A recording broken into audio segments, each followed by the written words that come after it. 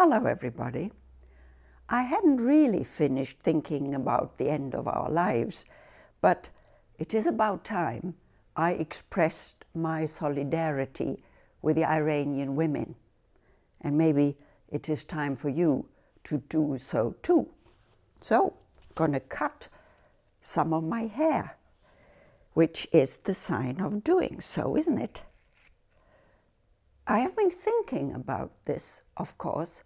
What does it mean, hair? And when do men have long hair and when do women? And does it mean something? And has it always meant the same? Well, to give the result to you of my small research, no, there were cultures, times, ages in which men had long hair or short hair and vice versa. So there is not just one way of doing this. But there is something else that is common. When people decide to wear their hair against what is fashionable for men or women respectively, then that is a clear sign of protest. And I give you two examples for that, recent 20th century. In the 1960s, I remember very clearly, and some of you may remember too, young men let their hair grow. And their parents were aghast about this. And it was clearly meant as a rebellion against the norms, what it meant to be a man. And in the 1920s, the same happened with women. Enormous masses of hair, long hair, tresses, were being cut to what was famously called the bob, very attractive, short kind of haircut. And it was the same idea, like in the 60s of the boys.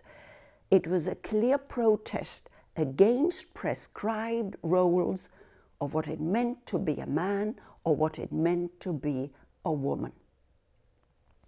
And something else is in common. It is the very young who do that, at 16, 18, 20. And thinking about it, it makes sense to me. When you're a child, your parents decide everything for you.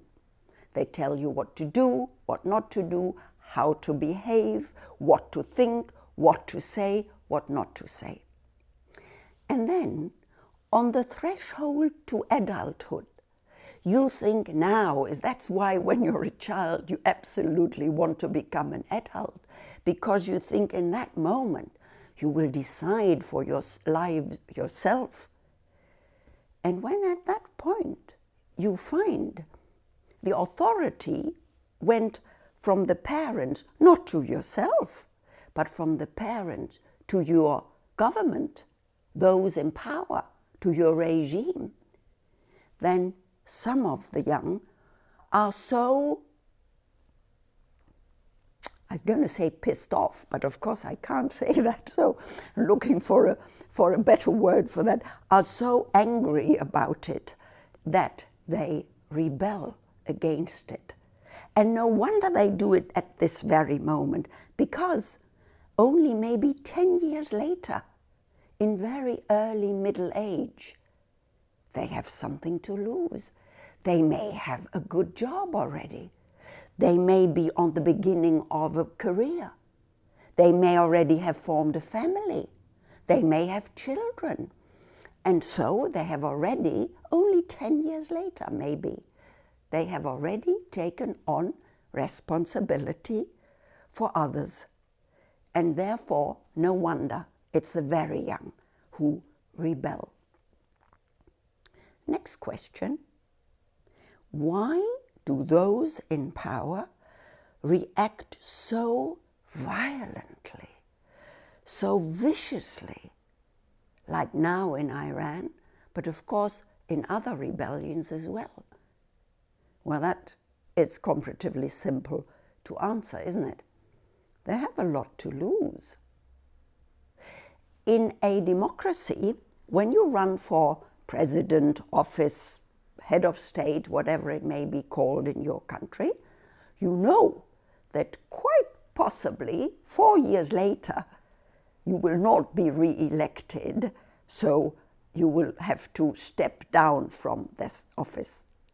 In dictatorships, only in the past few years, think, in Russia, in Turkey, and very recently in China, the dictators have changed the laws so that they will can be able to remain dictators till the rest of their lives.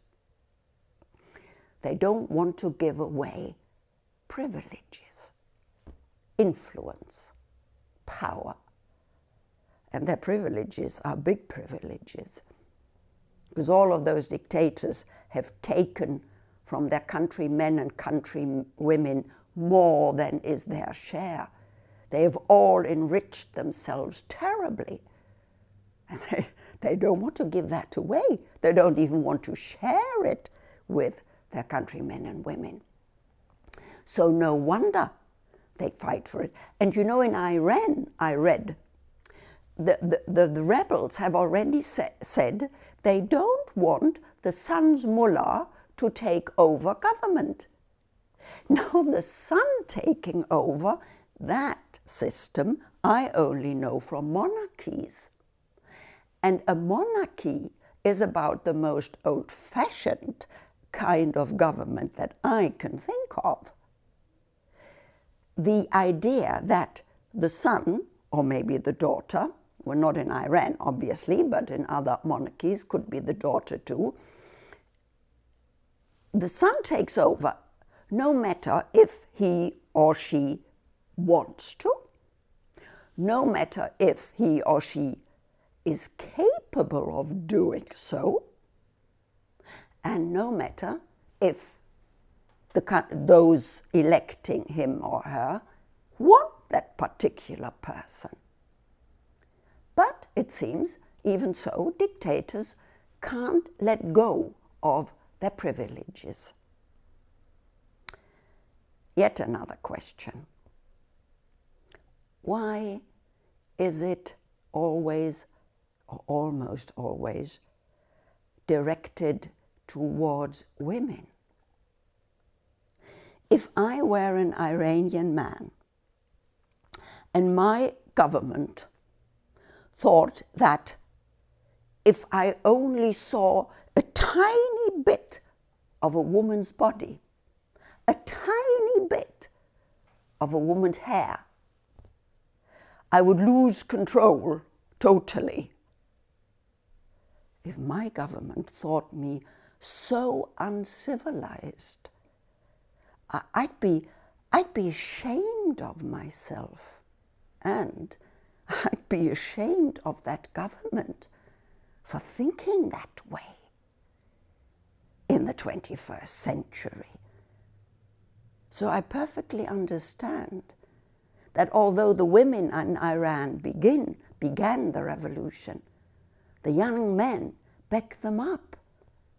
They don't want to be seen as uncivilized as that either. And why do men need those in power? Why do they need this idea that women must be the lesser sex? Why is that so important to them? Why do they have so little self-confidence that that is important? That brings me to the women's movement, of which, of course, the Iranians now form part. But that is so important and so interesting that I will tell you about it next time. Meanwhile, don't forget the Iranian rebels, neither the Afghan women, and wherever people are fighting for their freedoms. We're back with that, fighting for our freedoms in the 21st century. Wherever you can, back them up. See you.